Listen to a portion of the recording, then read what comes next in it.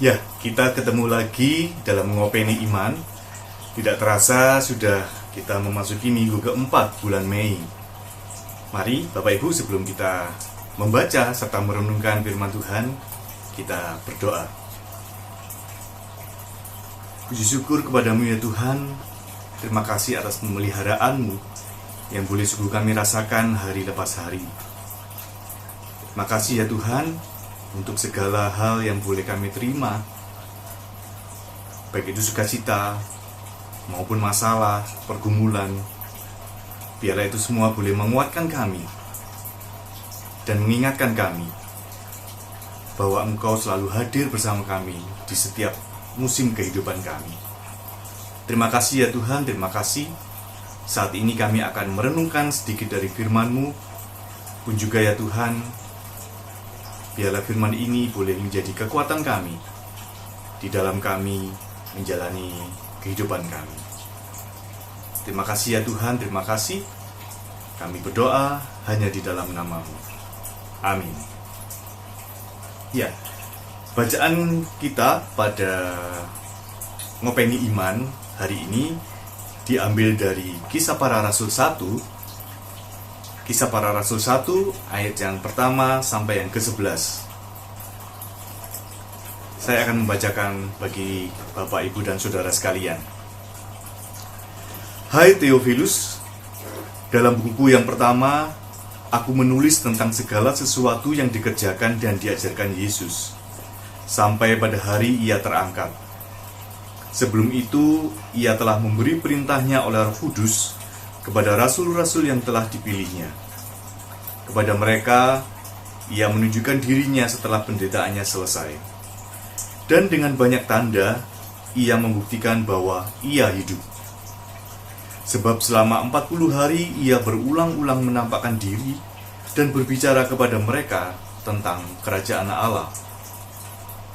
Pada suatu hari ketika ia makan bersama-sama dengan mereka, ia melarang mereka meninggalkan Yerusalem dan menyuruh mereka tinggal di situ menantikan janji Bapa. Yang demikian katanya, telah kamu dengar daripadaku, sebab Yohanes membaptis dengan air, tetapi tidak lama lagi, kamu akan dibaptis dengan Roh Kudus. Maka bertanyalah mereka yang berkumpul di situ, Tuhan, maukah Engkau pada masa ini memulihkan kerajaan bagi Israel? Jawabnya, engkau tidak perlu mengetahui masa dan waktu yang ditetapkan Bapa sendiri menurut kuasanya. Tetapi kamu akan menerima kuasa kalau Roh Kudus turun ke atas kamu. Dan kamu akan menjadi saksiku di Yerusalem dan di seluruh Yudea dan Samaria dan sampai ke ujung bumi. Sesudah ia mengatakan demikian, terangkatlah ia disaksikan oleh mereka, dan awan menutupnya dari pandangan mereka. Ketika mereka sedang menatap ke langit waktu ia naik itu, tiba-tiba berdirilah dua orang yang berpakaian putih dekat mereka dan berkata kepada mereka, Hai orang-orang Galilea, mengapakah kamu berdiri melihat ke langit? Yesus ini yang terangkat ke surga, meninggalkan kamu, akan datang kembali dengan cara yang sama seperti kamu melihat dia naik ke surga. Demikianlah pembacaan firman Tuhan. Berbahagialah setiap orang yang membacanya, mendengarnya, pun terlebih di dalam melakukan di dalam kehidupannya hari lepas hari. Haleluya. Ya Bapak Ibu, peristiwa kebangkitan dan kenaikan Tuhan Yesus ini menjadi momen yang menarik untuk kita bahas. Meskipun sudah kita dengar dalam khotbah di ibadah kenaikan Tuhan Yesus, di ibadah minggu, khususnya dalam masa Paskah ini, begitu ya. Bahkan di persekutuan doa sektor pun kita membaca perikop ayat ini. Tetapi masih saja ada banyak hal yang menarik untuk kita dapat, gitu ya, dalam ayat ini. Apa yang menjadikan peristiwa ini istimewa di dalam Kisah Para Rasul ini? Yang pertama, Yesus berulang kali menampakkan dirinya kepada para muridnya untuk meyakinkan bahwa ia sungguh bangkit. Kedua, Yesus menjanjikan Roh Kudus akan membaptis mereka untuk memperlengkapi mereka di dalam tugas panggilan menjadi saksi Kristus. Yang ketiga, Yesus naik ke surga sebagai tanda bahwa tugasnya di dunia ini sudah selesai. Nah, bagaimana respon para murid berikutnya itu menjadi sesuatu yang cukup memprihatinkan gitu ya.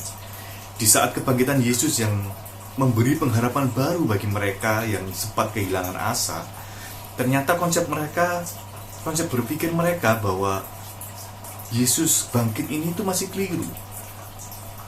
Mereka berpikir bahwa Yesus akan menegakkan kerajaan Israel seperti pada perjanjian lama, seperti pada masa lampau.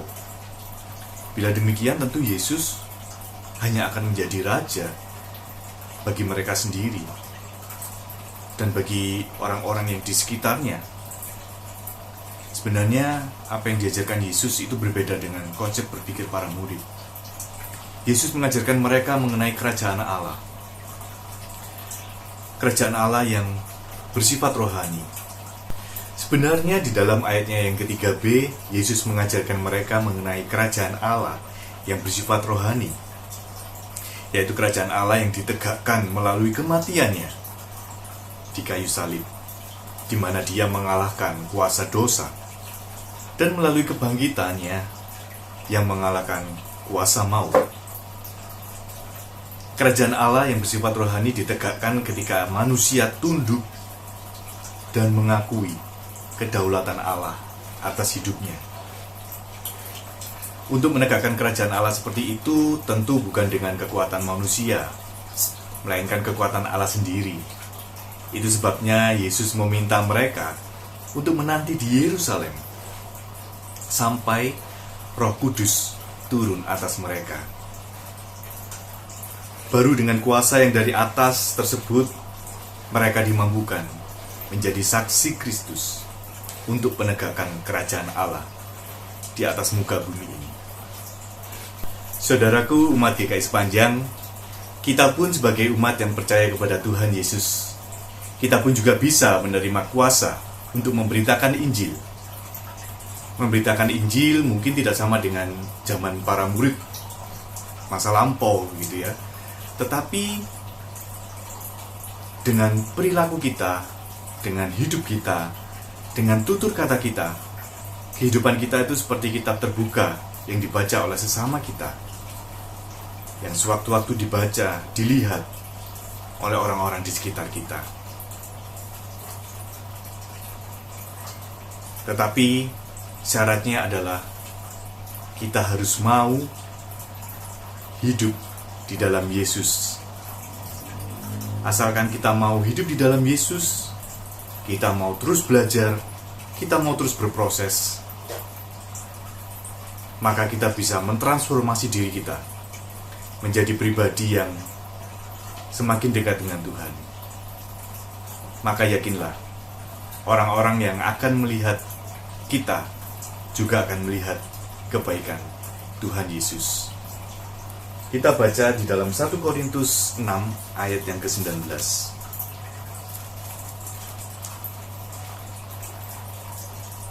Tidak tahukah kamu bahwa tubuhmu adalah bait Roh Kudus yang diam di dalam kamu? Roh Kudus yang kamu peroleh dari Allah, dan bahwa kamu bukan milik kamu sendiri. Ingatlah bahwa kita adalah milik Allah. Mari kita mempersembahkan kepada Allah melalui kebaikan-kebaikan yang telah diteladankan oleh Tuhan Yesus melalui kehidupan kita sehari-hari. Haleluya.